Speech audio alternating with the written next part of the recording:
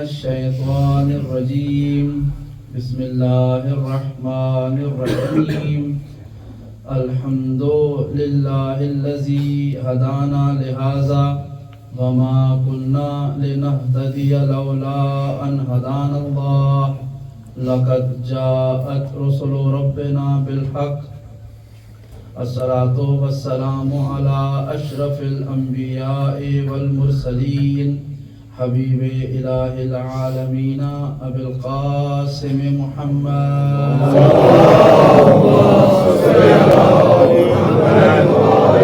وعلى اہل بیتہ الطیبین الطاہرین المعصومین الذین اذهب اللہ عنہم الرجس وطہرهم تطہیرا اللهم صل علی محمد وعلى اللعنة الدائمة على أعدائهم أجمعين من يوم عداوتهم إلى قيام يوم الدين أما بعد فقد قال حق سبحانه وتعالى في محكم كتابه الأعلى بسم الله الرحمن الرحيم ولله الأسماء الحسنى فادعوه بها وَذَرُوا الَّذِينَ يُلْحِدُونَ فِي أَسْمَائِهِ سَيَجْزَوْنَ مَا كَانُوا يَعْمَلُونَ سلام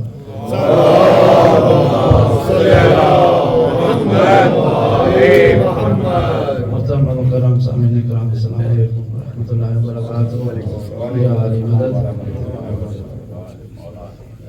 پروردگار نے اپنی ہمیشہ رہنے والی کتاب قرآن مجید میں ارشاد فرمایا ہے کہ وَلِلَّهِ الْأَسْمَاءُ الْحُسْنَى کہ جتنے بھی خوبصورت نام ہیں وہ سب اللہ کے ہیں، اور پھر فرمایا کہ فَادْعُوهُ بِهَا جب بھی تم پروردگار کو پکارو تو اسے اس کے انہی خوبصورت ناموں کے ساتھ پکارا کرو، کیونکہ جتنے بھی خوبصورت نام ہیں وہ اللہ کے ہیں، تو جب بھی تم اللہ کو پکارو انہی ناموں سے پکارا کرو۔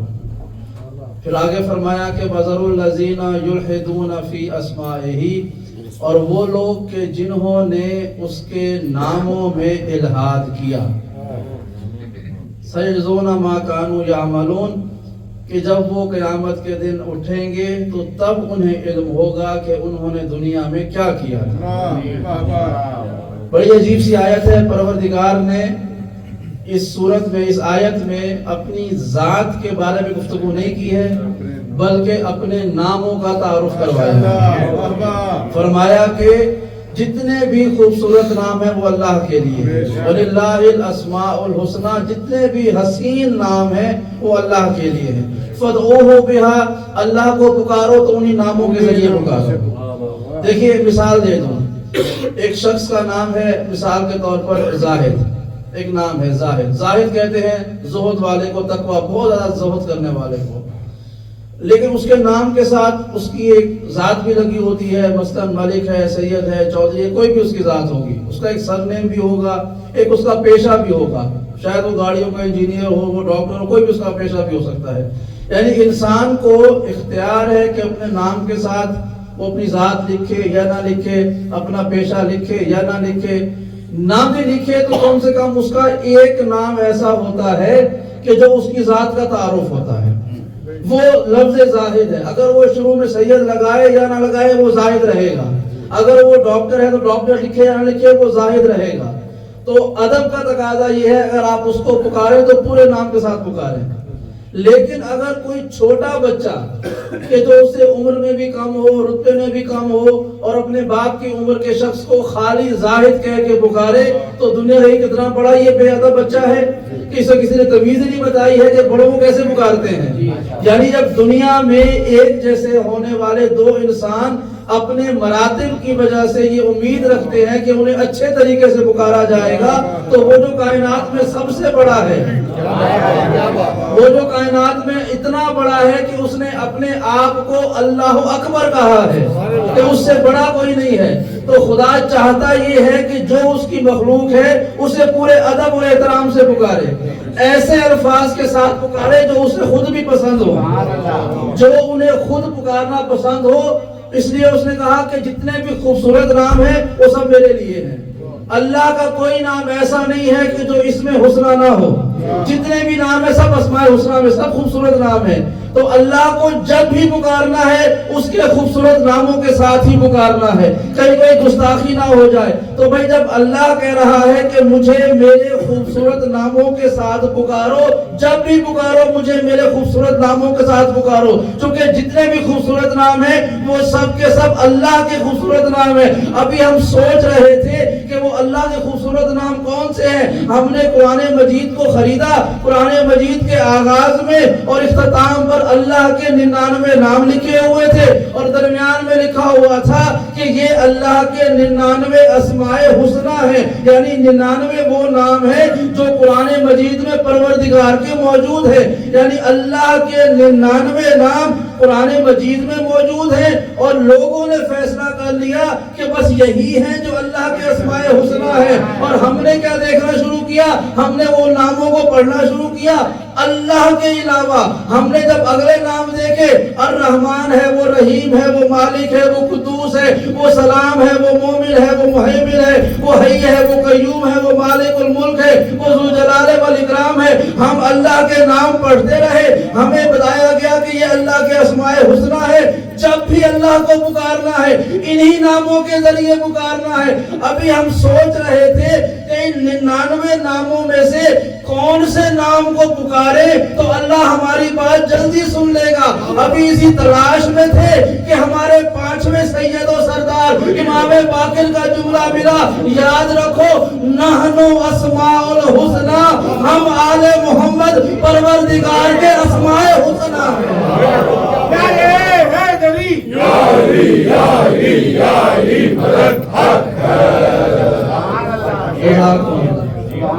اگر تو یہ امتحان ہے میرے لیے اس کو ایک ہاتھ سے تھام کے بیٹھنا، لیکن بہرحال امتحان بھی خدا اپنے بندوں سے لیتا ہے. تو خدا یہ کہہ رہا ہے کہ مجھے میرے خوبصورت ناموں سے پکارو. امام فرما رہے ہیں نحنو اسماء الحسنہ، اللہ کے جو خوبصورت نام ہیں وہ ہم آل محمد ہیں. تو ہمارے لیے کم سے کم خدا کو پکارنا آسان ہو گیا کہ اگر ہم اللہ کو پکاریں تو کیسے پکاریں گے.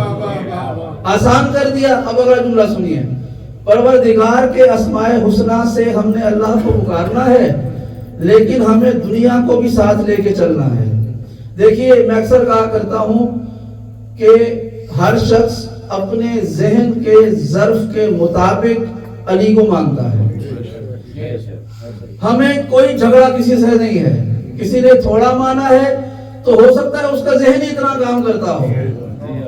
اور 2 طرح کے لوگوں کے گناہ معاف ہوتے ہیں، ایک بچے کے اور ایک پاگل کے. 2 طرح کے افراد کے سارے گناہ معاف ہوتے ہیں. بچہ گناہ کر لے کوئی معافی نہیں ہے، پاگل گناہ کر لے کوئی معافی نہیں ہے. کیوں؟ کیونکہ ان کو لگتا ہے کہ بس یہی ہے جو میں کر رہا ہوں. گناہ کس کا معاف نہیں ہے؟ جس کو پتا ہو کہ گناہ ہے اور پھر بھی وہ انجام دے رہا ہو. تو جس کی سمجھ میں کم علی آیا ہے اس نے کم مان لیا، کوئی مسئلہ نہیں ہے. مسئلہ اس سے ہے کہ جس کو پتا ہے علی کیا ہے پھر بھی علی کو نہیں مانتا.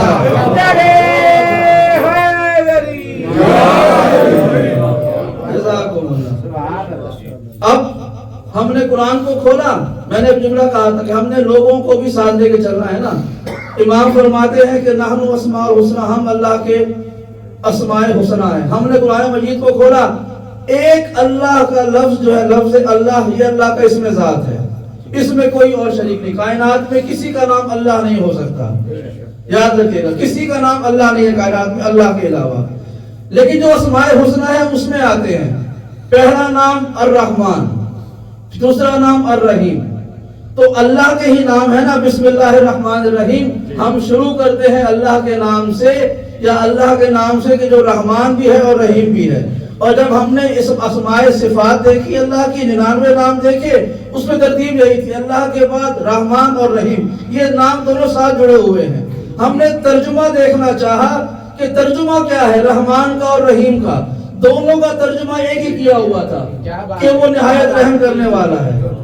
بھائی خدا اپنے ذات کے لیے کوئی اضافی شے پسند نہیں کرتا، کوئی اضافی شے پسند نہیں کرتا.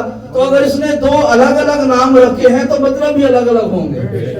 ظاہر میں آپ جو مرضی ترجمہ کر دیں، حقیقت میں ان دو کا مطلب بڑا الگ ہوگا. اب سنیے گا رحمان اور رحیم کا فرق کیا ہے. پروردگار نے کچھ نعمتیں بنائی ہیں جو اس نے اپنی ساری مخلوقات کے لیے عام کر دی ہے. توجہ کے ساتھ جب بارش برستی ہے تو وہ جتنی مومن کے لیے برستی ہے اتنی کافر کے لیے برستی ہے. جب سورج نکلتا ہے تو اس کی روشنی جتنی مومن کے پاس آ رہی ہے اتنی کافر کے پاس بھی آ رہی ہے. ایسا نہیں ہوتا کہ مومن کے گھر روشنی زیادہ آ رہی ہو، کافر کے گھر میں روشنی نہ آ رہی ہو.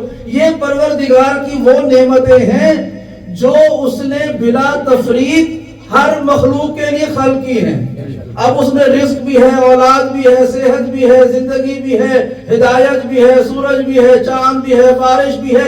جو بھی نعمتیں آپ اپنے علاوہ کسی اور کو استعمال کرتا دیکھیں، سمجھیں کہ یہ اللہ کی صفت رحمانیت کی وجہ سے ہیں کہ اللہ سب کو نعمتیں دے رہا ہے. کچھ نعمتیں ہیں کہ جو سب کے لیے نہیں ہیں، مخصوص لوگوں کے لیے ہیں. یہ اللہ کی صفت رحیمیت کی وجہ سے ہیں کہ رحمانیت کی وجہ سے عام نعمتیں تھی سب کو دیتی، رحیمیت کی وجہ سے خاص نعمتیں ہیں جو ہر ایک کو نہیں ملتی. مثلا فرش عزا، مثلا فرش عزا یہ سب کو نہیں ملتا ہے. مثلا غم حسین یہ سب کو نہیں ملتا. مثلا ولایت علی یہ سب کو نہیں ملتی. مثلا مودت آل محمد یہ سب کو نہیں ملتی. مثلا زیارت کربلا یہ سب کو نہیں ملتی. یعنی مثلا جتنی بھی نعمتیں مخصوص ہیں یہ اللہ کی رحیمیت کی وجہ سے ہیں. جو نعمتیں عام ہیں وہ رحمانیت کی وجہ سے ہیں. تو امام نے فرمایا اللہ کے اسماء حسنہ ہم ہیں، تو اس کا مطلب یہ ہے جو اللہ کی صفت رحمانیت ہے وہ بھی ہمیں آل محمد میں نظر آئے گی، جو اس کی صفت رحیمیت ہے وہ بھی ہمیں نظر میں آئے گی. بھئی ہم نے دیکھا پروردگار نے پانی خلق کیا تو جتنا پانی موسیٰ کو دیا اتنا فرعون کو دیا. توجہ کے ساتھ جتنا رزق موسیٰ کو لیے لکھا پیسہ فرعون کے لیے بھی لکھا. لیکن رحیمیت کی باری آئی، موسیٰ نیل سے باہر نکل گئے، فرعون اسی نیل میں ڈوب گیا. تو رحیمیت کا مصداق فرعون نہیں ہو سکا، موسیٰ ہو گئے. اب فرق سمجھ میں آ گیا کہ نعمتیں جو سب کے لیے ہوں وہ رحمانیت کی وجہ سے، جو مخصوص لوگوں کے لیے ہوں وہ رحیمیت کی وجہ سے. ایک موقع ایسا آیا پروردگار کے رسول نے مکے کو فتح کیا. جب فتح کیا تو آپ نے منفرد اعلان کیا جو میرے پاس آ جائے اسے بھی امان ہے، جو کعبے کے پاس چلا جائے اسے بھی امان ہے، حتیٰ کہ جو ابو سفیان کے گھر چلا جائے اسے بھی امان ہے. توجہ کے ساتھ یہ تین امانیں دے دی، جو میرے پاس آئے اسے بھی امان، جو ابو سفیان کے گھر جائے اسے بھی امان. یہ جو ابو سفیان کے گھر والوں کو امان دے رہے تھے یہ محمد مصطفیٰ کی رحمانیت تھی. جسے اپنے پاس بلا کے امان دے رہے تھے یہ محمد مصطفیٰ کی رحیمیت تھی. اور آسان کر دوں، دنیا نے بڑا واویلا مچایا کہ فلاں فلاں کا بڑا تعلق تھا علی کے ساتھ، اگر تعلق نہ ہوتا تو علی فلاں فلاں کی جان نہ بچاتے، ہلاکت میں پڑنے دیتے.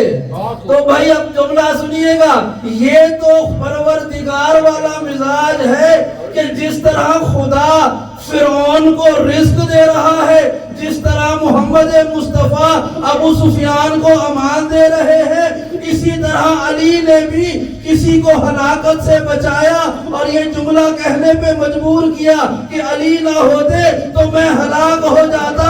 یہ جملہ بتاتا ہے جس طرح خدا رحمان ہے اسی طرح علی بھی رحمان ہے.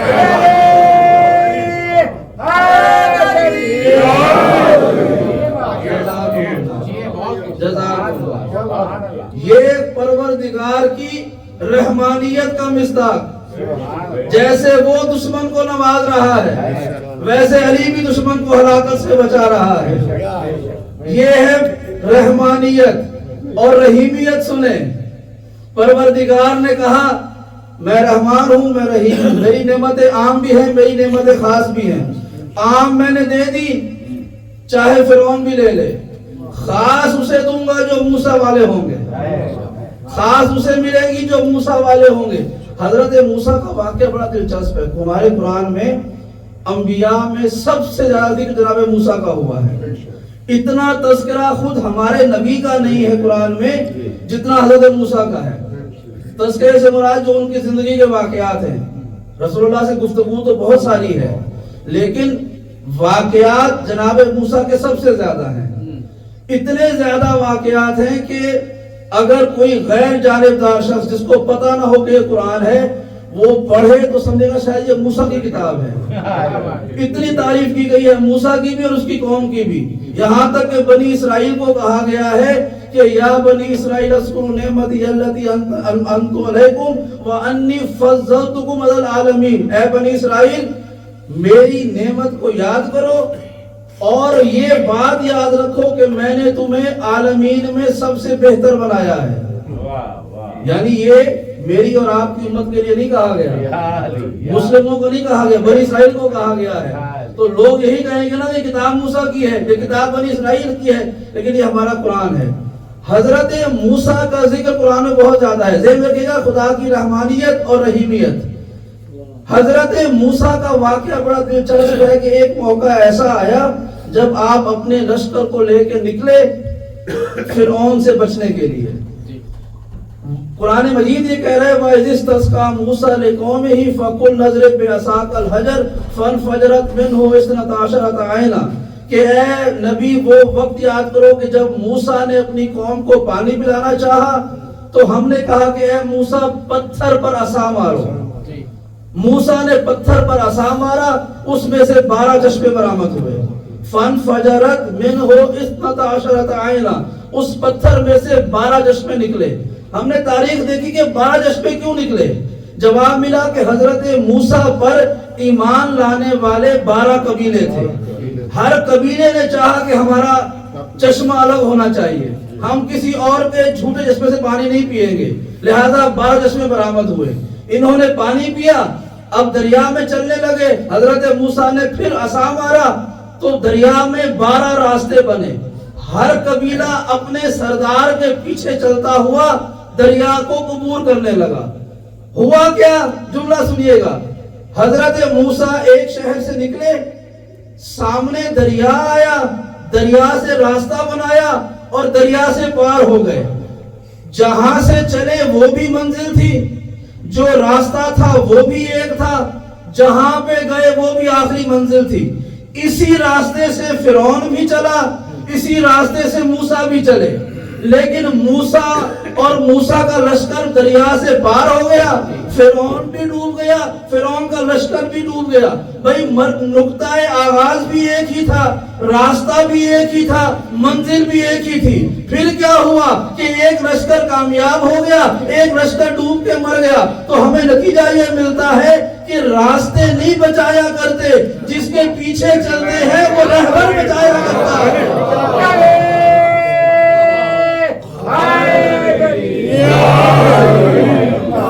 جزاکم اللہ۔ کہ اگر راستہ بچاتا تو فرعون بھی بچ جاتا، اس کا مطلب ہے جس کے پیچھے چل رہے ہیں وہ بچاتا ہے۔ تو اب مرکز آغاز بھی ایک ہی تھا، منزل بھی ایک ہی تھی، راستہ بھی ایک ہی تھا، جس کے پیچھے چل رہے تھے اس نے بچایا ہے۔ تو اب ساری دنیا کے مسلمانوں کو حضرت موسیٰ کا یہ واقعہ قیامت تک کے لیے ایک پیغام دے رہا ہے کہ اے امت محمدی، محمد کے دین کا آغاز دعوت ذوالعشیرہ سے ہوا، اس کی منزل جنت ہے اور راستہ مصطفیٰ کی صورت اور سیرت ہے۔ اب تمہارے پاس اختیار ہے کہ تم کس راستے پر چل کر کس کو اپنا امام بناتے ہو۔ چاہو تو موسیٰ کی طرح اللہ والوں کو امام بناؤ اور نیل سے پار ہو جاؤ، چاہو تو فرعون کے پیچھے چلو اور خود بھی ڈوبو، اپنے پیچھے چلنے والوں کو بھی ڈوبا دو۔ آسان کر دوں، امت محمدی کے پاس پورا اختیار ہے، چاہے تو غدیر کے پیچھے چل کے پار ہو جائے، چاہے تو ثقیفہ کے پیچھے چل کے غرق ہو جائے۔ مدد حق ہے۔ اور حضرت حضرت موسیٰ کا واقعہ 12 قبیلے تھے، لیکن ہوا کیا کہ کسی قبیلے کا کوئی فرد ڈوبا نہیں. جو موسیٰ کے پیچھے چل رہے تھے وہ سب کامیاب ہوئے. لیکن تاریخ بتاتی ہے تھا کیا، ایک رہبر تھا، 12 قبیلے تھے، اور ایک بچانے والا 12 قبیلوں کو بچا کے لے گیا. اور کتنے خوش نصیب ہیں ہم اور آپ. سنیں علی کی رحیمیت کیا ہوگی کہ ایک زمانہ ایسا تھا، ایک بچانے والا تھا اور 12 پیچھے چلنے والے قبیلے تھے، اور اکیلا بچا کے لے گیا. قیامت کا دن ہوگا، ایک قبیلہ ہوگا عزاداروں کا اور 12 رہبر بچانے والے ہوں گے.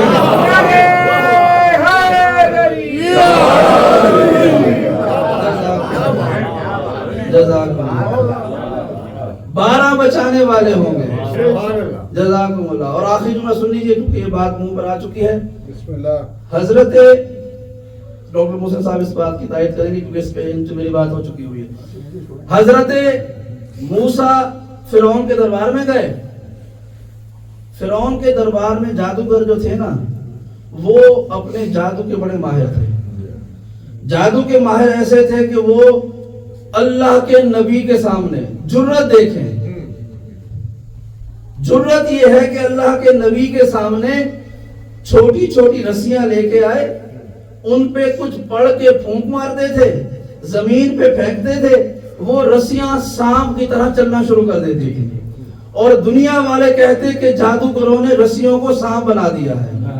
ہاں یہ جرت تھی ان کی کہ اللہ کے نبی کے سامنے یہ کہہ رہے تھے. کیوں؟ کیونکہ اس وقت تک وہ انہیں نبی نہیں مانتے تھے. سنیے گا جملہ، میرے لفظ بڑے نبے تلے ہوتے ہیں. اس وقت تک وہ موسیٰ کو نبی نہیں مانتے تھے، لہذا وہ ان کے سامنے گستاخی اور جرت کر رہے تھے. اور کیا کر رہے تھے؟ اپنے فن کا مظاہرہ کر رہے تھے کہ ہم اپنے جادو کے ذریعے رسیوں کو سانپ بنا رہے ہیں. حضرت موسیٰ تشریف لے گئے دربار میں، ساتھ ساتھ حضرت ہارون بھی تھے. فرعون تخت پر تھا، جادوگروں نے رسیاں پھینکی، وہ سانپ بن کے چلنا شروع ہو گئی. قرآن کہہ رہا ہے کہ ہم نے موسیٰ کو حکم دیا، موسیٰ نے اپنی عصا کو پھینکا، وہ عصا ایک بڑے سانپ میں تبدیل ہو گیا. اس بڑے سانپ نے ان چھوٹے چھوٹے سانپوں کو کھا لیا. موسیٰ نے پھر اس سانپ کو پکڑا، وہ دوبارہ عصا بن گیا. قرآن کا واقعہ ہے نا، حضرت موسیٰ کا واقعہ. اتنی عجیب بات ہے. زمین پہ سانپ چل رہے تھے، موسیٰ نے عصا کو پھینکا، وہ بڑا سانپ بنا، چھوٹے سانپوں کو کھایا، موسیٰ نے پکڑا، پھر عصا بن گیا. اب کیا ہوا؟ یہاں تک تو واقعہ ہے موسیٰ کا. اگلا جملہ سنیے. اب کیا ہوا؟ جادوگروں نے جب یہ منظر دیکھا کہ موسیٰ نے عصا کو بڑا سانپ بنایا، اس عصا نے سارے چھوٹے سانپوں کو کھا لیا، تو وہ سارے جادوگر سجدے میں گر گئے اور سجدے میں گر کے کہا قالو آمنا برب ہارون و موسیٰ، کہ ہم موسیٰ اور ہارون دونوں کے رب پر ایمان لاتے ہیں. اب ہم یہاں روک کے سوال کر سکتے ہیں کہ فرعون کی گفتگو ہو رہی تھی موسیٰ کے ساتھ، دربار میں بلایا گیا تھا موسیٰ کو، عصا تھا موسیٰ کے ہاتھ میں، جادوگروں کا مقابلہ تھا موسیٰ کے ساتھ. لیکن جب کلمہ پڑھنے کی باری آئی تو اکیلے موسیٰ کا کلمہ نہیں پڑھا، موسیٰ کے ساتھ ہارون کا کلمہ پڑھا. تو اب ہم پوچھیں اے جادوگروں تم نے موسیٰ کے ساتھ ہارون کا ذکر کیوں کیا؟ وہ کہیں گے اس لیے کہ ہارون موسیٰ کے بلا فصل جانشین ہے. ہمیں پتا ہے جب تک اس کے وسیع کا ذکر نہیں ہوگا ہمارا کلمہ پورا نہیں ہوگا. اور اللہ کے رسول نے کہا تھا یا علی انت منی بمنزلت ہارون من موسیٰ، تو میرے ساتھ ویسے ہے جیسے ہارون کے ساتھ موسیٰ تھا.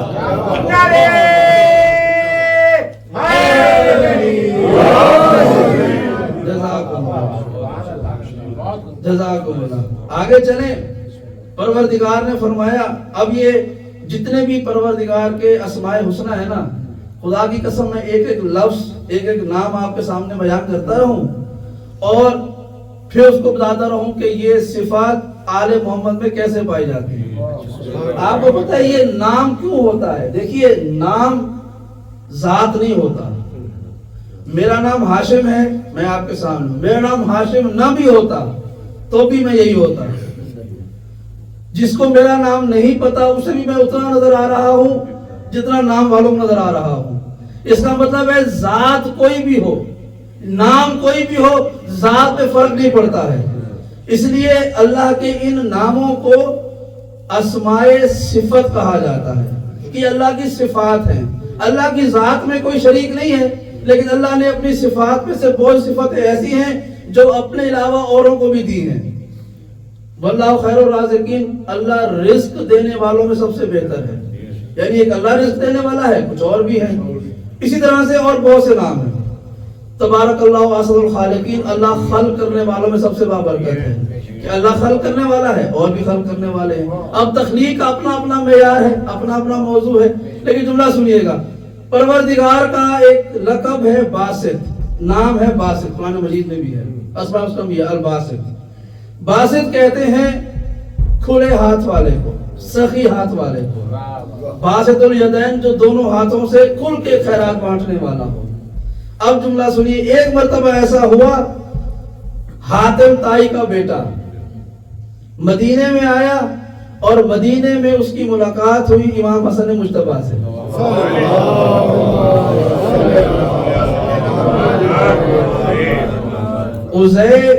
قصے اس کا نام تھا. یہ آیا حاتم طائی کا بیٹا اور آ کر اس نے مدینے میں اپنا تعارف کروایا. حاتم طائی اپنی سخاوت میں بڑا مشہور تھا. آج بھی ہمارے یہاں سخاوت کے لیے ضرب المثل ہے حاتم طائی کا نام. آپ پاکستان جائیں، زیادہ تر جو لوگ باہر سے جاتے ہیں، کسی فقیر کو کوئی 100-200 روپے دے دینا تو خاندان والے کہتے ہیں یہ تو بڑا حاتم طائی ہے. کیونکہ وہاں کے مقامی افراد مثال کے طور پہ 10 روپے دیتے ہیں تو ہم جا کے 100 دے دیتے ہیں، تو کہتے ہیں یہ تو بڑا حاتم طائی ہے. یعنی سخاوت کا دوسرا نام ہے حاتم طائی. اب حاتم طائی کا بیٹا آیا مدینے میں، مسجد نبوی میں بیٹھ کر امام حسن مجتبیٰ کے سامنے اور دیگر افراد کے سامنے اپنے والد کی سخاوت کا قصہ بیان کر رہا تھا. پوچھا گیا امام حسن مصطفیٰ سے گفتگو ہوتے ہوئے، اس نے کہا کہ آپ جانتے ہیں میرا باپ کتنا بڑا سخی تھا. امام نے کہا تو بیان کر. اس نے کہا کہ میرا باپ اتنا بڑا سخی تھا کہ اس کا بہت بڑا گھر تھا، اس گھر کے 40 دروازے تھے. وہ روزانہ ان 40 دروازوں میں باری باری آتا. اگر کوئی ایک مانگنے والا باری باری 40 دروازوں سے آ کر مانگتا، میرا باپ اسے پہچان لیتا، لیکن پھر بھی 40 دروازے عطا کرتا رہتا. اتنا بڑا سخی تھا. امام نے مسکراتے ہوئے کہا ہاں بڑا سخی تھا، لیکن یاد رکھ میرا باپ کون تھا. اس کا کوئی بڑا گھر نہیں تھا، اس کے 40 دروازے بھی نہیں تھے. چھوٹا سا ایک گھر تھا، اس کا ایک ہی دروازہ تھا. لیکن میرے بابا کا کمال یہ ہے کہ وہ ایک دفعہ اپنے دروازے پر آنے والے کو اتنا عطا کر دیتے تھے اسے 40 بار مانگنا نہیں پڑتا.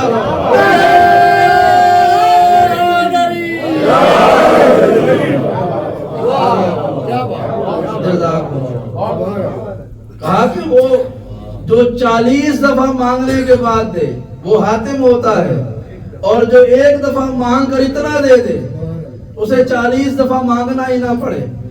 کتنا معروف واقعہ آپ نے سنا ہوگا کہ ایک مرتبہ مولا کائنات سفر میں تھے اور ساتھ میں کچھ اصحاب بھی تھے. ایک مانگنے والے نے کہا کہ یا علی میں بھوکا ہوں، ایک روٹی کا سوال ہے.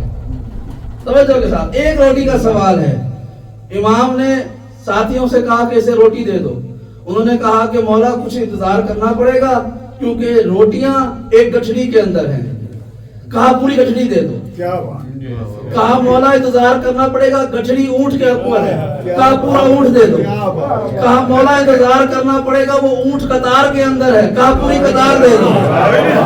جب یہ جملہ سنا فوراً سے جس نے اس اونٹوں کی قطار کو تھاما ہوا تھا جناب قمر، اس نے فوراً سے ہاتھ سے قطار کو چھوڑ دیا.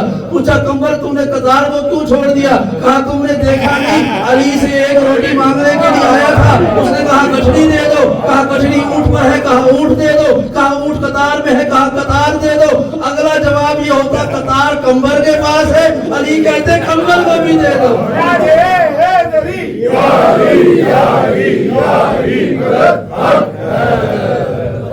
جزاکم اللہ. لیکن آپ سوال کر سکتے ہیں نا کہ آخر یہ کیا بات تھی کہ اس نے مانگی ایک روٹی تھی، علی نے کہا قطار دے دو، کہہ دیتے کہ کچھ دیر انتظار کر، اب یہ اونٹوں قطار کو بٹھاتے ہیں، جس اونٹ کی پشت پہ روٹیاں ہیں وہ گٹھڑی اتارتے ہیں، گٹھڑی کو کھولیں گے تجھے روٹی دے دیں گے۔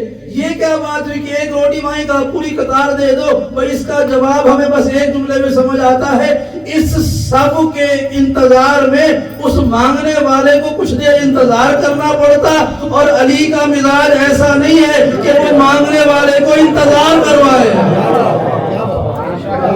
صلوات پڑھیں محمد والے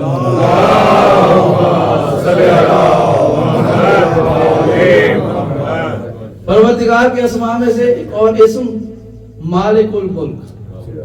خدا کی قسم اتنا لطف آتا ہے جب ہم خدا کے اسماء کو دیکھتے ہیں پھر اس کی ظاہر مثال کو دیکھتے ہیں۔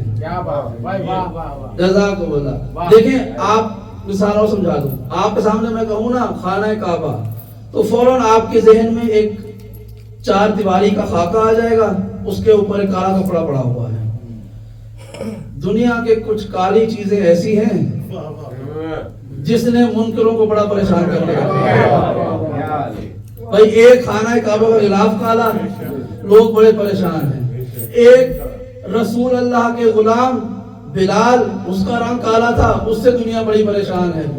ایک جس کا میں ابھی نام لیا مولا کائنات کا غلام قمبر، اس کالے رنگ سے دنیا بڑی پریشان ہے۔ ایک عباس کے کالے علم سے دنیا بڑی پریشان ہے۔ ایک عزادار کے کالے لباس سے دنیا بڑی پریشان ہے۔ تو تلوات پڑھیں محمد والا۔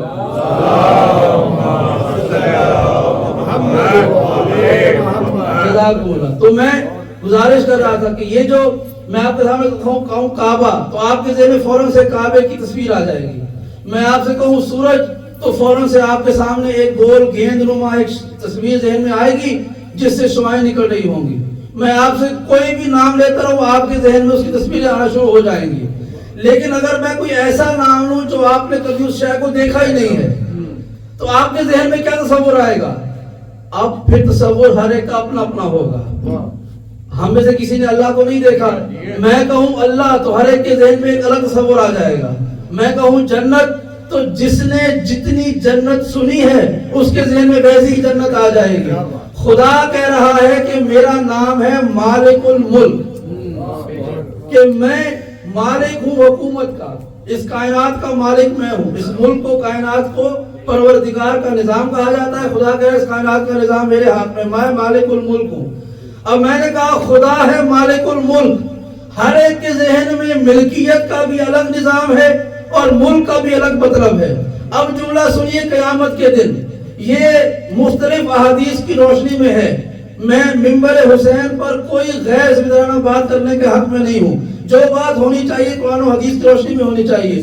پروردگار کا مزاج ہے، نام ہے مالک الملک، اس کائنات کی ہر شے پر پروردگار کی حکومت ہے، وہ جسے جس طرح سے چاہے استعمال کر سکتا ہے۔ اور ہم نے قرآن مجید کی آیتوں میں دیکھا، اللہ کے رسول کی کلام کی روشنی میں سنا کہ جب قیامت کا دن ہوگا لوگ اپنے اپنے ہاتھوں میں اپنے نامہ اعمال لے کے کھڑے ہوئے ہوں گے اور پورے صراط کے شروع میں ایک کرسی لگی ہوئی ہوگی، اس کرسی پہ ایک شخص بیٹھا ہوا ہوگا، وہ سب کے نامہ اعمالوں کی تحریر اپنے سامنے دیکھے گا، وہ جس کے اوپر جنت تحریر کرے گا وہ جنت میں جائے گا، وہ جس کے اوپر جہنم تحریر کرے گا وہ جہنم میں جائے گا۔ بھئی یہی سنا ہے نا کہ یا علی انتا قسیم النار والجنت، اے علی آپ جنت اور جہنم کی تقسیم کرنے والے ہیں۔ پروردگار کا نام ہے مالک الملک۔ ہم نے اللہ کے رسول کی کلام کی روشنی میں دیکھا کہ جب ساری کائنات کے لوگ اپنے اپنے ہاتھوں میں اعمال لیے ہوئے پروردگار کی اس حجت کے سامنے کرسی کے سامنے کھڑے ہوئے ہوں گے اور یہ دعا کر رہے ہوں گے کہ یہ جو صاحب کرسی ہے یہ ہمارے نامہ اعمال پہ جنت تحریر کر دے، تو مومنوں کے دل خوش ہو رہے ہوں گے، منکروں کے چہرے اترے ہوئے ہوں گے۔ ایسے میں آواز آئے گی، اے دنیا والوں دیکھو اور پہچانو اس کرسی پہ کون بیٹھا ہے، لمن الملک اليوم، اب تو پہچانو قیامت کے دن کس کی حکومت چھائی ہوئی ہے۔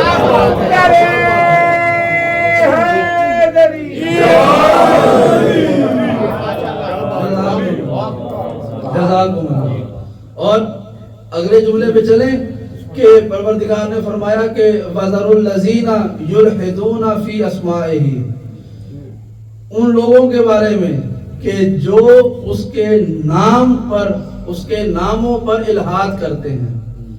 ہمارے یہاں ملحد کہتے ہیں اسے جو اللہ کو نہ مانتا ہو.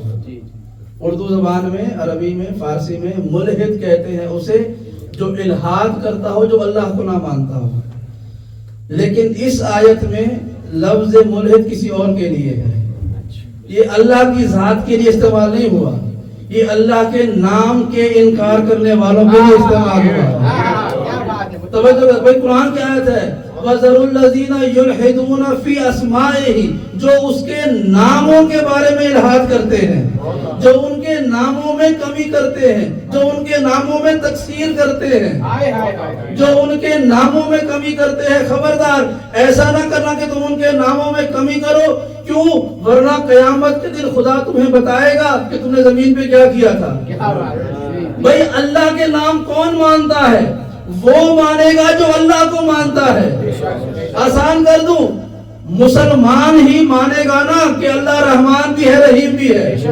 پہلے کافر کو اللہ کی ذات منواؤ، اس کے بعد اس کی رحمانیت منواؤ. اس کا مطلب یہ ہے کہ آج تک ہم نے ملحد کا ترجمہ ہی غلط کیا ہے. ملحد اسے نہیں کہتے کہ جو اللہ کو نہ مانے، ملحد اسے کہتے ہیں جو اللہ کے بعض ناموں کو مانے اور بعض ناموں کا انکار کرے. اس کا مطلب یہ ہے آپ کو ملحد باہر چرچ میں نہیں ملیں گے، ملحد آپ کو مسجدوں میں ملیں گے.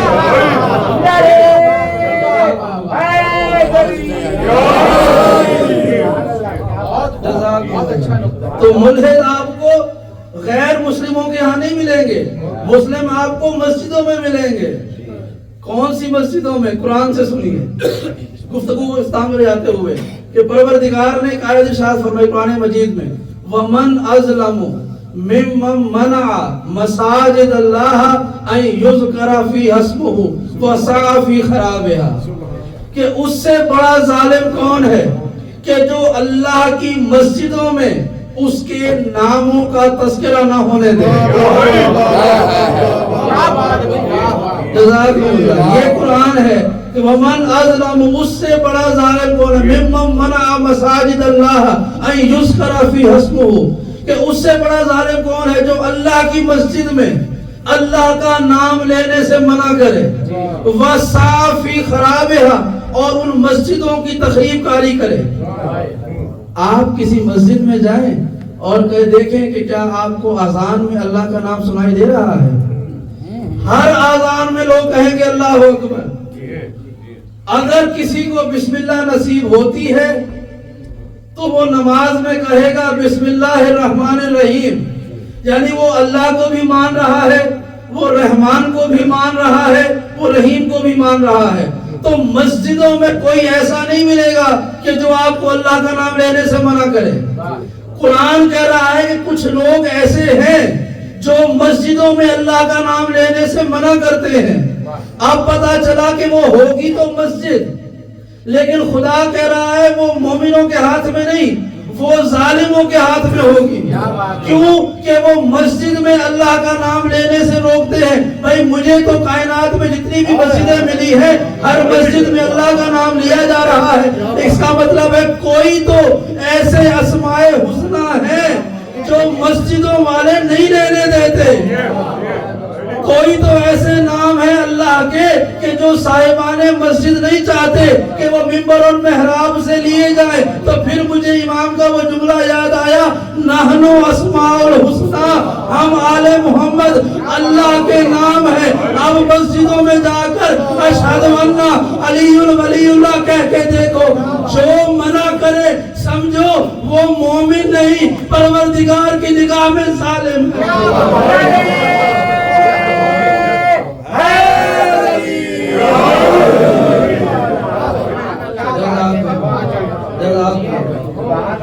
جو ممبر اور محراب میں آپ کو علی کا نام لینے سے روکے، سمجھنا وہ اس آیت کا مستحق ہے. وَمَنْ أَظْلَمُ، اس سے بڑا ظالم کون ہے. اور ظالموں کے بارے میں اس پورے قرآن مجید میں دو طرح کے لوگ ایسے ہیں جن پہ پروردگار نے بغیر کسی کرینے کے براہ راست لعنت کی ہے. دو طرح کے افراد، ایک جھوٹوں پر اور ایک ظالموں پر. ہر مجلس کے آخر میں آپ سنتے ہیں نا، اللہ لعنت اللہ علی القوم الظالمین، ظالموں پہ اللہ کی لعنت ہے. اب جب آپ کسی بھی عبادت میں اشہد ان علی ولی اللہ کہیں، اگر کسی کو تکلیف ہو تو سمجھ جائیے گا یہ اللہ کا سلام نہیں لے رہا، اللہ کی لعنت لے رہا. صلوات پڑھیں محمد والے محمد.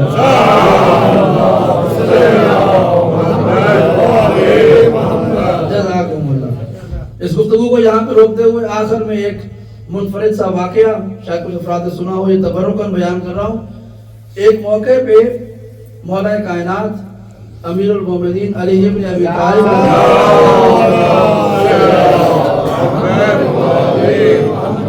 آپ سفر پر تھے تو مدینے سے باہر نکلے.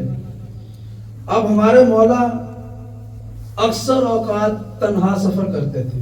یاد رکھیے گا، ساتھیوں کی ضرورت دو جگہ پر پڑتی ہے، یا اس جگہ پر جہاں جان کو خطرہ ہو، یا اس جگہ پر جہاں اپنا روب ڈالنا ہو. توجہ کے ساتھ آپ نے دیکھا ہوگا آج کل یہ بہت سارے افراد، علماء، خطباء، دیگر افراد ویڈیو چلتی ہیں، 10 گاڑیوں کا پروٹوکول لے کے چل رہے ہوتے ہیں. یہ دو وجوہات سے ہوتا ہے، یا وہاں پر سیکیورٹی کا مسئلہ ہوتا ہے، یا جہاں پر جانا ہے وہاں پہ روب ڈالنا ہوتا ہے کہ بہت بڑا آدمی آیا ہے. علی کو دونوں کی ضرورت نہیں ہے. علی کو دونوں کی ضرورت نہیں ہے، کیونکہ جو جان سے خطرے سے نمٹنے کے لیے اپنے ساتھی رکھتے ہیں وہ اور ہوتے ہیں، اور ہم جیسے لوگ جو اپنی جان بچانے کے جسے پکارتے ہیں وہ علی ہوتے ہیں. تو علی کو کسی کے ساتھ رکھنے کی ضرورت اس لیے نہیں ہے کہ اسے جان سے بچا لے گا، کہ وہ جو زبان والوں تو کیا، جو بے زبانوں کو بھی ہلاکت سے بچاتا ہے وہ علی ہوتا ہے. اور دوسرا جسے اپنا جلال قائم کرنا ہوتا ہے، جسے اپنا روب دینا ہوتا ہے. اور پروردگار نے روب کے بارے میں ایک جملہ قرآن مجید میں کہا ہے کہ کل من علیہا فان وَيَبْقَى وَجْهُ رَبِّكَ ذُو الْجَلَالِ وَالْإِكْرَامِ. اس زمین میں سب کچھ فانی ہے سوائے وجہ اللہ کے جو ذو الجلال بھی ہے، ذو الاکرام بھی ہے.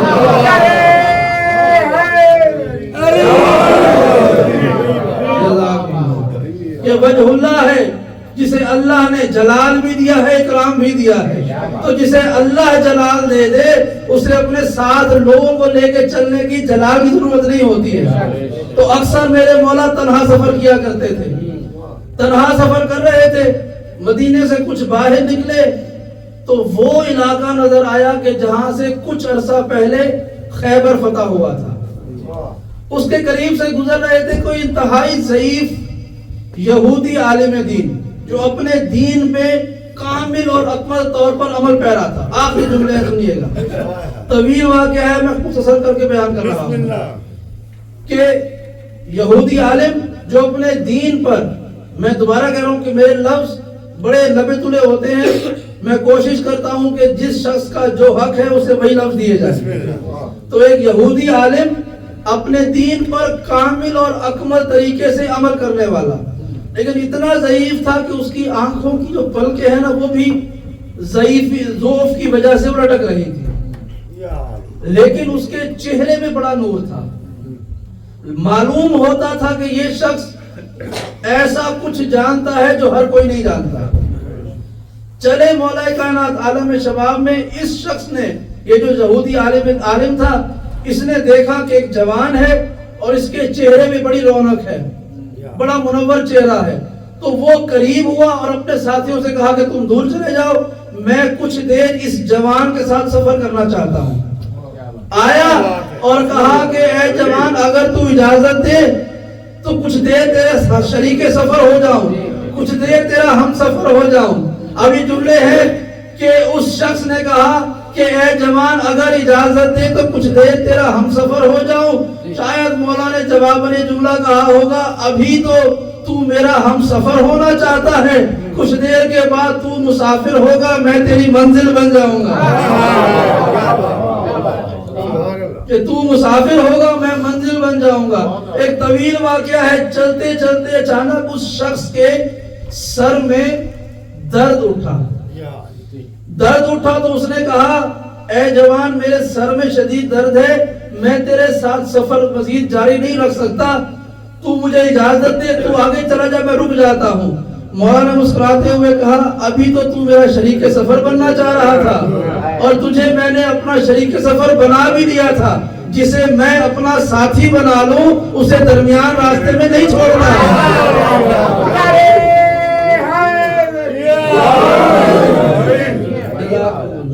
درمیان راستے میں نہیں چھوڑتا. اس نے کہا کہ میں نے آسمانی کتابیں ساری پڑھ رکھی ہیں, لیکن یہ جو میرے سر میں درد اٹھتا ہے اس کا علاج مجھے کہیں نہیں مل سکا, اس لیے میرے ساتھ چلنا بڑا مشکل ہے, تو اپنا سفر جاری رکھ. تاریخ کے جملے ہیں, امام نے اس کے سر پہ ہاتھ رکھا. خدا جانے کیا کہا ہوگا, خدا جانے کس سے کہا ہوگا کہ اگلے ہی لمحے وہ جو درد سے کرا رہا تھا وہ اٹھ کے بیٹھ گیا اور ایک جملہ کہا اے جوان تو بتا تجھے میرے جسم پر کس نے اختیار دے دیا. بھائی اگر مجھے اس امام بارگاہ میں, اس مرکز میں, اس ایپس کے اجتماع میں بھی سوچ کر بولنا پڑا تو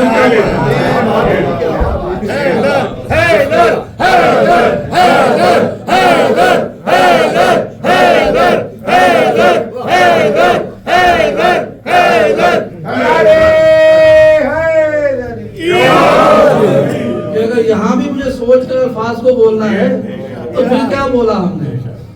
تو کہا کہ تجھے میں جسم پر کس نے اختیار دے دیا. امام نے کہا اچھا تجھے معلوم ہو جائے گا. ایک طویل واقعہ ہے. بہرحال وہ چلتا رہا یہاں تک کہ سامنے دریا کا پانی آیا. اس شخص نے کہا کہ اے جوان تو نے مجھے اپنی ایک کرامت دکھائی, تو نے میرے سر سے درد کو ختم کر دیا, اب تو دیکھ تجھے میں کیا دکھاتا ہوں. اس نے اپنے گلے میں رکھا ہوا ایک رومال اتارا, اسے دریا کے پانی پر کچھ پڑھ کے پھونکا اور پانی پہ رکھ دیا. وہ ظاہراً جو کپڑا تھا وہ ایک کشتی کی طرح, لکڑی کی طرح سخت ہو گیا اور یہ جو یہودی عالم تھا اس کے اوپر سوار ہو گیا اور وہ تختی, وہ کشتی پانی پہ چلنے لگی. ابھی کچھ دور چلا تھا تو اس نے دیکھا کہ وہ جوان پانی کے کنارے پہ کھڑا ہوا ہے. اب مسکرا کے کہہ رہا ہے کاش تجھے وہ پتا ہوتا جو مجھے پتا ہے, تو دریا کے اس پار نہ کھڑا ہوتا بلکہ تو میرے ساتھ چل رہا ہوتا. روایت کے جملے ہیں, یہ جملے کہتے کہتے وہ شخص اس دریا کے پانی کو پار کرتا ہے, لیکن جیسے ہی پار کر کے دیکھتا ہے کہ اس جوان کو جس نے تانا دیا تھا نا کہ تجھے وہ پتا نہیں ہے, کیا دیکھا کہ اس نے تو رومال بچھایا تھا.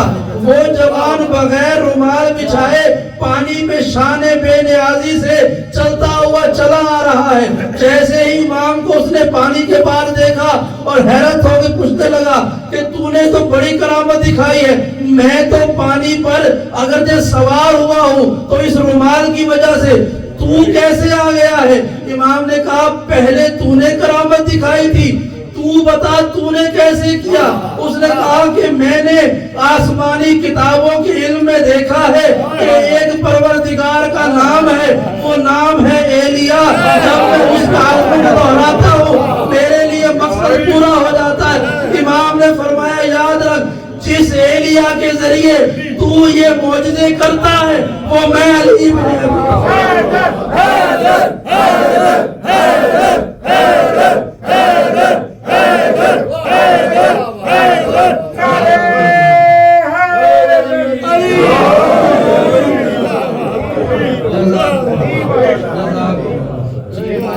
جس کا نام تو لے کے یہ کرامتیں کرتا ہے وہ صاحب کرامت میں علی ابن ابی طالب ہے. اور کتنے خوش نصیب ہیں ہم اور آپ. میں نے کہا تھا کہ علی کی ذات میں رحمانیت کی بھی جھلک ہے, رحیمیت کی بھی جھلک ہے. علی نے جس طرح ایک دشمن کی جان بچا کر اپنی صفت رحمانیت کا آغاز دکھایا تھا, اسی طرح ہم سب کو اپنے پرچم ولایت کے سائے میں لے کے صفت رحیمیت کا آغاز دکھایا ہے کہ یہ وہ نعمت ہے جو ہر ایک کو نہیں ملے گی, یہ اسے ملے گی جسے میں چاہوں گا. یہی وجہ ہے کہ رات کے اندھیرے میں ہر طرح کے موسم میں، ہر طرح کے حالات میں، امیر ہو یا غریب ہو، جوان ہو یا بچہ ہو، مرد ہو یا عورت ہو، علی کے نام پہ جمع ہو جاتے ہیں، بتاتے ہیں کہ اے مولا آپ نے ہمارا انتخاب کیا، اس کا ادنا سا شکر یہ ہے کہ ہم آپ کے نام پہ جمع ہو جائیں۔ ابھی میرے والد صاحب ہسپتال میں تھے، طویل عرصہ ہسپتال میں رہے، دوا کی شدت کی وجہ سے اکثر غنودگی رہتی تھی، کئی مسائل تھے، تو میں محرم سے واپس آیا، آخری جملہ ہے، محرم سے واپس آیا، ہسپتال میں گیا، ان سے بات کر رہا تھا، تو میں نے کہا کہ ابھی ایک اور مجلس میں جانا ہے، تو شکر مولا کہ آپ خیریت سے ہیں، تو میں اب بے فکر ہو کے جا سکتا ہوں۔ یہ جملے اس لیے دوہراؤں، ان کا نام لے کے چونکہ بیمار ہیں، دعا کریں اللہ مجھے عطا فرمائے۔ میں نے کہا کہ خدا کا شکر ہے، مولا کا کرم ہے کہ میں گیا بھی تھا محرم کے لیے، بات اور جگہ جا رہا ہوں۔ اب جملہ سنیں گے اور خدا کرے کہ یہ سمجھ میں آ جائے۔ کہا کہ یہ کوئی اتنی بڑی بات نہیں ہے کہ ہم امام کو، یہ اتنی بڑی بات نہیں ہے کہ مولا کائنات ہمارے مولا ہیں۔ میں حیران ہوں، میں نے یہ کیا بات کہہ رہے ہیں؟ تو دواؤں کا اثر تھا، ذہن میں رہے، دواؤں کا اثر تھا، 3 ہفتے سے وہ بیمار تھے۔ میں نے کہا پتہ نہیں کیا کہنا چاہتے ہیں۔ کہا یہ کوئی بڑی بات نہیں ہے کہ ہم انہیں مولا کہیں، یہ کوئی بڑی بات نہیں ہے۔ کیوں؟ کہا چونکہ اللہ نے انہیں مولا کائنات بنایا ہے، تو لہٰذا وہ تو سب کے مولا ہیں، یعنی وہ ہمارے بھی مولا ہیں، یہ سامنے والے مریض کے بھی مولا ہیں، جو باہر بیٹھے ڈاکٹر ان کے بھی مولا ہے، وہ سب کے مولا ہیں۔ کہا یہ کوئی بڑی بات نہیں ہے کہ ہم انہیں اپنا کہیں، کہا بڑی بات یہ ہے کہ وہ ہمیں اپنا کہیں۔ کہا مولا کا احسان یہ ہے کہ انہوں نے ہمیں اپنا کہا ہے، کیونکہ ہم پر تو واجب ہے کہ ہم ان کی اطاعت کریں، ان کو مولا مانیں۔ کمال یہ ہے کہ وہ ہم جیسوں کو اپنا کہیں۔ اور پھر میں یہاں پر جملہ کہہ رہا تھا کہ ایک عام سا غیر معصوم شخص کہ جس کے دل میں ولایت علی ہے، 30 دن بیمار رہنے کے بعد بھی اس کو پتا ہے علی کون ہے، اس کے ذہن میں ہذیان نہیں ہوا۔ تو اگر عام انسان بیمار بھی ہو جائے تو اس کا ذہن میں ہذیان نہیں ہوتا، تو وہ جو کائنات میں سب سے بڑا ذہن رکھتا ہے، اس کو بھی 2 دن کے بخار میں ہذیان نہیں ہو سکتا ہے۔ بہرحال ہمارے یہاں ولایت علی وہ مرکز اتحاد ہے جس پہ ہم سب جمع ہیں، اور حقیقت یہ ہے کہ اسی ولایت کی حفاظت کے لیے سب سے زیادہ قربانی بھی یا علی نے دی یا اولاد علی۔ ہمارے پاس تو بڑی آسانی سے ولایت پہنچی ہے، اصل کمال ان کا ہے جنہوں نے یہ پہنچائی ہے، اس ولایت کو بچایا ہے۔ تاریخ سرخ ہے اولاد علی کے خون سے، کہ کہاں کہاں اس ولایت کی حفاظت کے لیے تکالیف اٹھائیں۔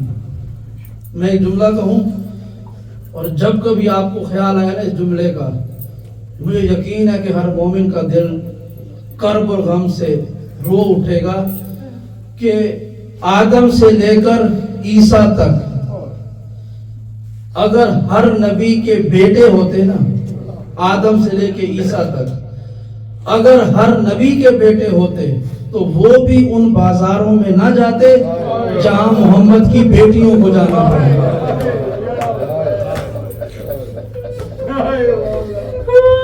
اجرکم اللہ، وہ بازاروں کا ماحول جو بیٹوں کے لیے بھی ٹھیک نہیں تھا، وہاں پہ علی کی بیٹیوں کو جانا پڑا۔ عزادارو، آپ نے بڑے مصائب سنے ہیں، یہ جملہ آپ نے کئی دفعہ سنا ہے کہ جب میرے چوتھے امام واپس مدینے آئے نا تو ہر وقت گریا کیا کرتے تھے، رویا کرتے تھے۔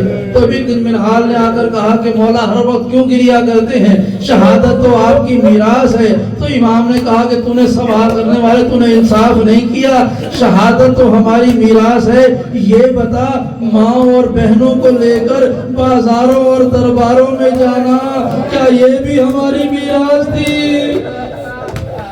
اجرکم اللہ، اجرکم اللہ۔ حضرات پوچھا گیا کہ سید سجاد آپ سے سب سے زیادہ غم کہاں پر آئے؟ تو تاریخ میں ہے ایک دفعہ نہیں دو دفعہ نہیں، امام نے بار بار کہا الشام الشام الشام۔ اب یہاں پر ہی روتی ہوئی آنکھوں سے ہم سید سجاد سے پوچھتے ہیں مولا شام میں آخر ایسا کیا ہوا تھا؟ بھائی کربلا میں تازیانے بھی لگے تھے، کربلا میں تماچے بھی لگے تھے، کربلا میں خیمے بھی جلے تھے، کربلا میں رسیاں بھی پہنائی گئی، کربلا میں شہادتیں بھی ہو گئی، لیکن پھر ایسا کیا تھا جو کربلا میں نہیں ہوا، شام میں جا کر ہوا؟ جملہ سنیں گے کہ وہ کربلا کا کون سا ظلم تھا جو کربلا میں نہیں ہوا، شام جا کر ہوا؟ جب میرے مولا سے پوچھا گیا نا کہ آپ شام شام کر کے کیوں روتے ہیں، امام نے گریہ کرتے ہوئے کہا اس لیے کہ شام میں آل محمد کو قیدی بنا کر نہیں تماشا بنا کر لے جایا گیا۔ اجرکم اللہ کہ ہمیں شام کے بازاروں میں قیدی بنا کر نہیں تماشا بنا کر لے جایا گیا۔ فرمایا کہ جب کبھی کوئی بازار کا موڑ آتا ظالم ہمیں اونٹوں سے اتار دیتے، ڈھول بجا بجا کر لوگوں کو جمع کرتے، جب سب جمع ہو جاتے ہاتھ اٹھا اٹھا کر کہتے یہ باغی کی بہنیں۔ اجرکم اللہ اجرکم اللہ۔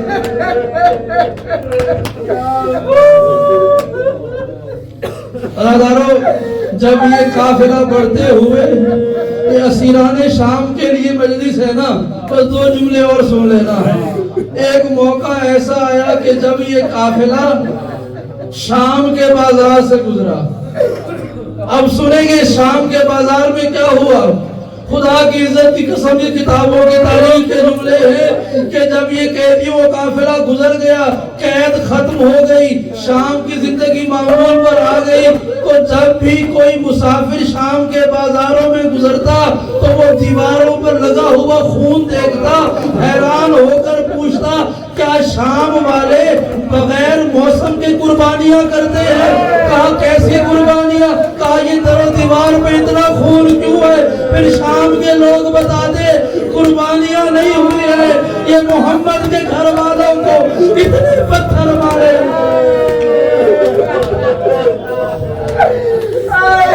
اجرکم اللہ اجرکم اللہ۔ عزیزانو آخر وہ لمحہ آیا کہ جب قیدیوں کا یہ قافلہ شام کے دربار کے دروازے پر آ گیا، جملہ سنیں گے علی کی وہ بیٹیاں جو اپنے گھر کے صحن میں نہیں چلتی تھی۔ عزیزانو کوفے میں رہنے والے لوگ یہ کہتے تھے کہ ہمیں علی کی شہادت کے دن پتا چلا کہ علی کے ساتھ علی کی بیٹیاں بھی آئی تھی۔ اجرکم اللہ، وہ بیٹیاں جو اپنے گھر میں بھی نہیں چلتی تھی، وہ کربلا سے قیدی بن کر شام کے دربار کے دروازے تک آئی، اور ظلم یہ ہے کہ 17 آذانیں اس دربار کے دروازے پہ کھڑے ہو کے سنی۔ 3 دن تک علی کی بیٹیاں انتظار کرتی رہی کہ کب دروازہ دربار کھلے گا، کب علی کی بیٹیاں داخل ہوں گی۔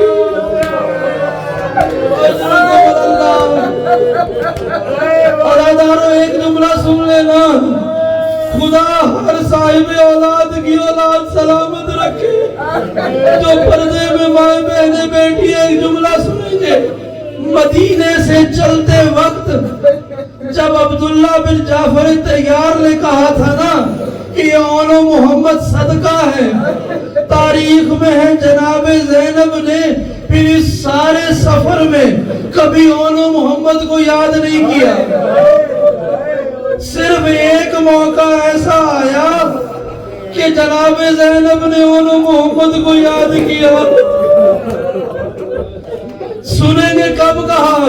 ایک موقع ایسا آیا جب یہ قیدیوں کا قافلہ دربار یزید کے دروازے پہ کھڑا ہوا تھا، طائفین کے زخم خوردہ لوگوں میں ایک شخص مجمع کو چیرتا ہوا آگے بڑھا، قریب آ کے پوچھتا ہے ان قیدیوں میں علی کی بیٹی کون سی ہے؟ اجرکم اللہ، ان قیدیوں میں علی کی بیٹی کون سی ہے؟ ایک سپاہی نے کہا یہ جو بیویوں کے درمیان سر جھکا کے کھڑی ہے یہ علی کی بیٹی ہے۔ جب اس ظالم نے یہ جملہ سنا زمین سے پتھر اٹھایا، شہزادی زینب کے قریب جا کر اتنی زور سے وہ پتھر زینب کے سر پہ مارا، علی کی بیٹی زمین۔ اجرکم اللہ، جب وہ پتھر شہزادی کے سر پہ لگا زمین پہ گر کے کہا کاش وہ میرے آن محمد ہوتے۔ اجرکم اللہ، اجرکم اللہ، اجرکم اللہ۔ آخری جملہ سن لینا عزیزانو، یہ قیدیوں کا قافلہ زندان میں آ گیا۔ زندان میں آ کے یہ چھوٹی شہزادی ہر وقت گریہ کیا کرتی تھی، ہر وقت روتی رہتی تھی۔ کسی نے آ کر یزید سے کہا یزید تیری بھی ایک 4 سال کی بیٹی ہے، تو اسے زندان میں بھیج دے، حسین کی بیٹی سے باتیں کرے گی، اس کا رونا تھم جائے گا۔ آخری جملہ سنیے گا، یزید کی بیٹی کا نام تھا رملہ۔ رملہ زندان میں آئی، آ کے جناب سکینہ کے پاس کھڑی ہو گئی، حیرت سے جناب سکینہ کو دیکھ کے کہتی ہے بہن میرا بابا شام کا بادشاہ ہے، میں اس کی شہزادی ہوں، میرا نام رملہ ہے، تو اپنا تعارف کروا۔ شہزادی نے روتے ہوئے کہا میرا بابا مدینے کا بادشاہ ہے، اس کا نام حسین ہے، میں اس کی شہزادی سکینہ ہوں۔ جب یہ جملہ سنانا رملہ نے کہا تو کیسی شہزادی ہے، تو میرا لباس دیکھ، تو اپنا لباس دیکھ، تو میرا چہرہ دیکھ، تو اپنا چہرہ دیکھ، تو میرے کانوں کو دیکھ، تو اپنے کانوں کو۔ اجرکم اللہ۔ آخری جملہ سنیں گے، رملہ نے کہا میرا لباس درست ہے، تیرے دامن کو آگ لگی تھی، میرا چہرہ دیکھ، تیرے چہرے پہ نیل کے نشان ہیں، میرے کانوں میں بالیاں ہیں، تیرے کان زخمی ہیں۔ جب یہ جملہ سنا حسین کی غریب بیٹی رونے لگی، کہا رملہ یہ میرا لباس ایسا نہیں تھا، یہ شام غریبہ خیموں کی آگ۔ اجرکم اللہ، یہ خیموں کی آگ نے میرے دامن کو جلایا۔ کہا رملہ میرا بابا میرے چہرے پر بوسے دیتا تھا، شمر نے اتنے تماچے۔ اجرکم اللہ۔ اور جناب سکینہ نے روتے ہوئے کہا رملہ یہ جو تیرے کانوں میں بالیاں ہیں یہ تیری نہیں